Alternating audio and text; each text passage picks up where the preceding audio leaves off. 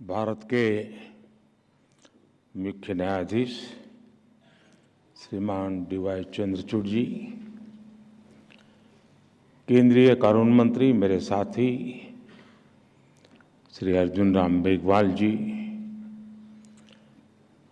UK के Lord chancellor mister Alex shock, attorney general, solicitor general, supreme court के अन्य सभी माननीय जजिस, बार काउंसिल के चेयरमैन और सदस्य, विभिन्न देशों से आए हुए प्रतिनिधिगण,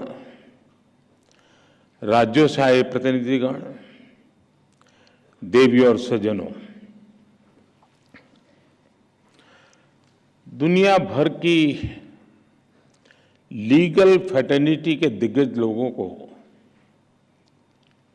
मिलना, उनके दर्शन करना, ये मेरे लिए एक सुखद अनुभव है।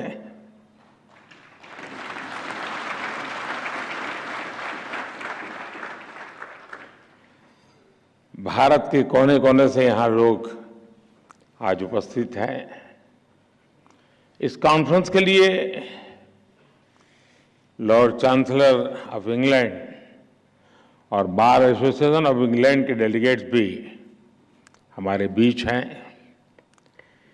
इसमें कॉमनवेल्थ कंट्रीज और अफ्रीकन कंट्रीज के प्रतिनिधि भी हिस्सा ले रहे हैं। एक तरह से इंटरनेशनल लॉयर्स कॉन्फ्रेंस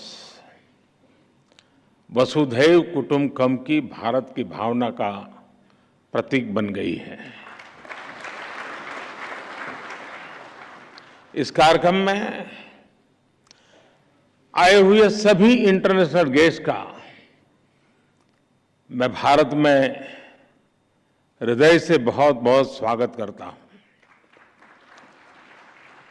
मैं बार काउंसिल ऑफ इंडिया को भी विशेष रूप से बधाई देता हूं, जो बखूबी से इस आयोजन का दायित्व निभा रही है। साथियों, किसी भी देश के निर्माण में वहां की लीगल फ्रेटर्निटी की बहुत बड़ी भूमिका होती है। भारत में वर्षों से जुडिशरी और बार भारत की न्याय व्यवस्था के संरक्षक रहे हैं। हमारे जो विदेशी मेहमान यहां हैं, उनमें एक बात खास तौर पर बताना चाहता हूं। कुछ ही समय पहले भारत ने अपनी आजादी के 75 साल पूरे किए हैं और आजादी की इस लड़ाई में लीगल प्रोफेशनल्स की बहुत बड़ी भूमिका रही है।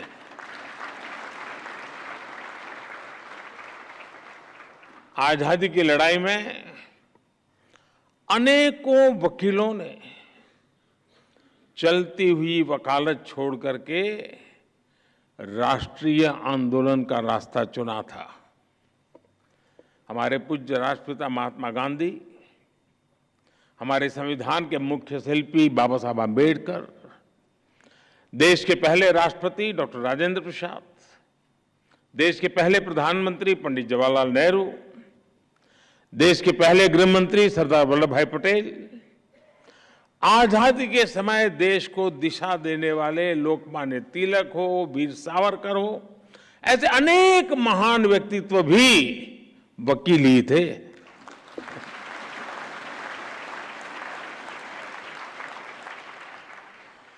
यानी लीगल प्रोफेशनल्स के अनुभव के ने आजाद भारत की नींव को मजबूत करने का काम किया। और आज जब भारत के प्रति विश्व का जो भरोसा बढ़ रहा है, उसमें भी भारत की निष्पक्ष स्वतंत्र न्याय व्यवस्था की बड़ी भूमिका है। आज ये कॉन्फ्रेंस एक ऐसे समय हो रही है जब भारत कई ऐतिहासिक निर्णयों का साक्षी बना है। एक दिन पहले ही भारत की संसद ने लोकसभा और विधानसभाओं में महिलाओं को 33% आरक्षण देने का कानून पास किया।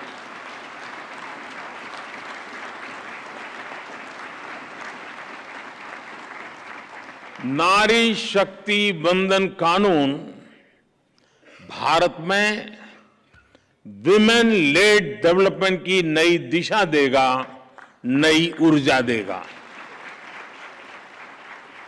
कुछ ही दिनों पहले ही G20 के ऐतिहासिक आयोजन में दुनिया ने हमारी डेमोक्रेसी, हमारी डेमोग्राफी और हमारी डिप्लोमेसी की झलक भी देखी। एक महीने पहले आज के ही दिन भारत चंद्रमा के साउथ पोल के समीप पहुंचने वाला दुनिया का पहला देश बन गया था। ऐसी अनेक उपलब्धियों के आत्मविश्वास से भरा भारत आज 2047 तक विकसित होने के लक्ष्य के लिए मेहनत कर रहा है और निश्चित तौर पर इस लक्ष्य की प्राप्ति के लिए भारत को एक मजबूत, निष्पक्ष, स्वतंत्र न्यायिक व्यवस्था का आधार चाहिए। मुझे विश्वास है इंटरनेशनल लॉयर्स कॉन्फ्रेंस इस दिशा में भारत के लिए बहुत ही उपयोगी साबित होगा। मैं आशा करता हूं कि इस कॉन्फ्रेंस के दौरान सभी देश एक दूसरे की बेस्ट प्रैक्टिसेस से काफी कुछ सीख सकेंगे। फ्रेंड्स, 21वीं सदी में आज हम एक ऐसी दुनिया में रह रहे हैं जो डीपली कनेक्टेड है।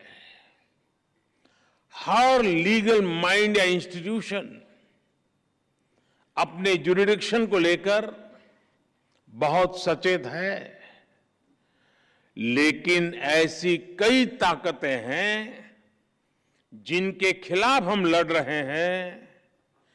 वो बॉर्डर्स या जुरिडिक्शंस की परवाह नहीं करती। और जब खतरे ग्लोबल है तो उनसे निपटने का तरीका भी ग्लोबल होना चाहिए। साइबर टेररिज्म हो, मनी लॉन्ड्रिंग हो, आर्टिफिशियल इंटेलिजेंस हो और इसके दुरुपयोग की भरपूर संभावनाएं हो, ऐसे अनेक मुद्दों पर सहयोग के लिए ग्लोबल फ्रेमवर्क तैयार करना सिर्फ किसी शासन या सरकार से जुड़ा मामला नहीं है। इसके लिए अलग अलग देशों के लीगल फ्रेमवर्क को भी एक दूसरे से जुड़ना होगा। जैसे हम एयर ट्रैफिक कंट्रोल के लिए मिलकर काम करते हैं। कोई देश ये नहीं कहता तुम्हारा कानून तुम्हारे यहां, मेरा कानून मेरे यहां। जी नहीं, फिर किसी का जहाज उतरेगा ही नहीं। हर कोई common rules and regulations, protocols का पालन करता है। उसी तरह हमें अलग अलग डोमेन में ग्लोबल फ्रेमवर्क तैयार करना ही पड़ेगा। इंटरनेशनल लॉयर्स कॉन्फ्रेंस इस दिशा में अवश्य मंथन करना चाहिए, दुनिया को नई दिशा देनी चाहिए। साथियों, एक अहम विषय ऑल्टरनेट डिस्प्यूट रिजोल्यूशन एडीआर का है। तुषार जी ने इसका काफी वर्णन भी किया। कॉमर्शियल ट्रांजैक्शन की बढ़ती कॉम्प्लेक्सिटी के साथ दुनिया भर में एडीआर का चलन भी तेजी से बढ़ा है। मुझे बताया गया है इस कॉन्फ्रेंस में इस विषय पर भी विस्तार से बात होने वाली है।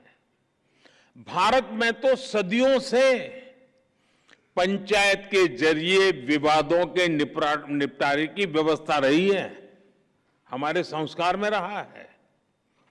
इस इनफॉर्मल व्यवस्था को एक व्यवस्थित रूप देने के लिए भी भारत सरकार ने मीडिएशन एक्ट बनाया है। भारत में लोक अदालत की व्यवस्था भी विवादों को हल करने की दिशा में बड़ा माध्यम है। और मुझे याद है, मैं जब गुजरात में था तो एवरेज एक मामला का न्याय होने तक सिर्फ 35 पैसे का खर्च होता था, 35 पैसे। यानी ये व्यवस्था हमारे देश में होती है। पिछले 6 साल में करीब 7 लाख केसेस को लोक अदालतों में सुलझाया गया है। साथियों, जस्टिस डिलीवरी का एक और बड़ा पहलू है जिसकी चर्चा बहुत कम हो पाती है, वो है भाषा और कानून की सरलता। अब हम भारत सरकार में भी सोच रहे हैं कि कानून 2 प्रकार से प्रस्तुत किए जाए। एक, जिस भाषा पे आप लोग के आदी हैं वो वाला ड्राफ्ट होगा, और दूसरा देश का सामान्य मानवी समझ सके ऐसी भाषा।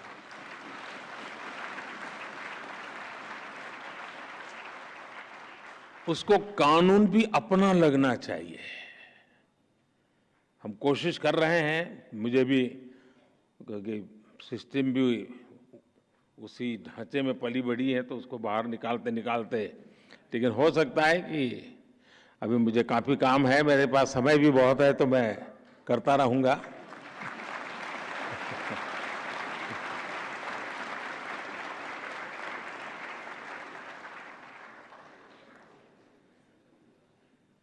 कानून किस भाषा में लिखे जा रहे हैं, अदालती कार्यवाही की भाषा में हो रही है, ये बात न्याय सुनिश्चित कराने में बहुत बड़ी भूमिका निभाती है।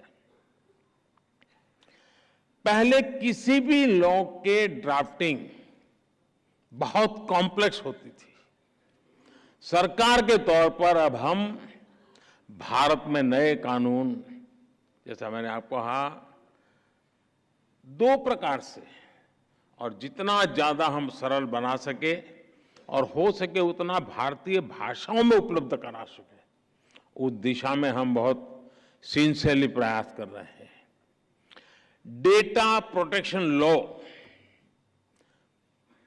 आपने देखा होगा, उसमें ये सिंप्लीफिकेशन का हमने एक पहली शुरुआत की है, और मैं पक्का मानता हूं कि सामान्य व्यक्ति को उस परिभाषा से सुविधा रहेगी।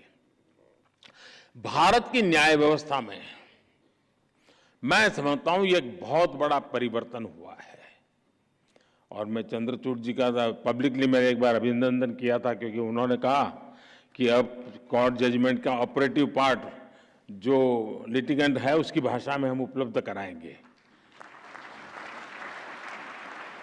देखिए, इतने से काम में 75 साल लग गए, और ऐसे के लिए, इसके लिए भी मुझे आना पड़ा।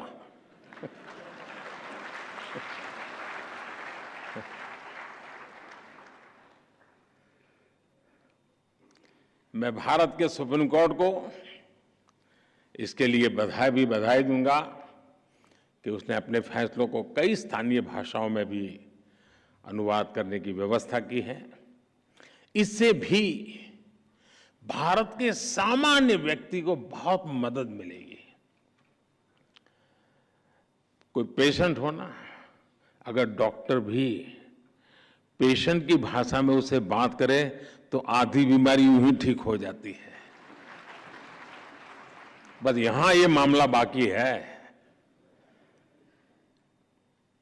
साथियों, हम टेक्नोलॉजी से, रिफॉर्म से, न्यू जुडिशियल प्रैक्टिसेस से कानूनी प्रक्रिया को कैसे और अच्छा कर सकते हैं, इस पर निरंतर काम होना चाहिए।